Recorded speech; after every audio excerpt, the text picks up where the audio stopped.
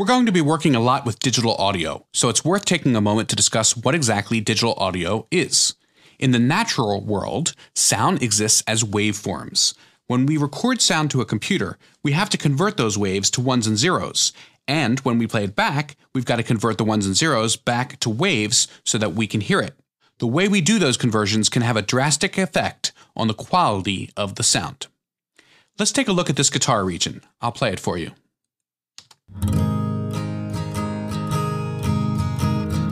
Now, when we look at it at this resolution, it just looks like a lot of mush together. But as we zoom in, you can see the waves start to take shape. And this is Pro Tools' representation of this sound. Look as I scroll through. You can see the wave. I can zoom in even closer. And you can see the wave going up and down. The shape of this wave determines the sound that we hear. Let's take a look at a simple wave, a sine wave. I'll turn on my sine wave here, and you can see in the oscilloscope the patterns of the sine wave. As I raise my frequency up, you can hear the pitch go up, and as I lower the frequency, the pitch goes down. The frequency of a wave determines pitch. Now, as I increase the level, let me turn my frequency back up.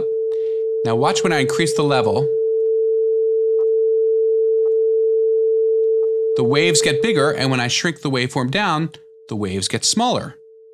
The height of the wave, or the amplitude, determines loudness. Now, when we create a new session in Pro Tools, we get asked two questions. What is the sample rate of the session, and what is the bit depth we should use for this session? Let me explain what those are. Here's our sine wave again. In Pro Tools, we have to convert it to ones and zeros. To do that, the computer is going to take a picture of the wave on a regular basis. Or another way of saying this is that the computer is going to sample the waveform at a given rate. If the rate is low, then we don't take a lot of pictures or samples. And when we compare what we get to the actual waveform, we don't have a really great representation of the wave. The more we increase the sample rate, the better a picture we will get.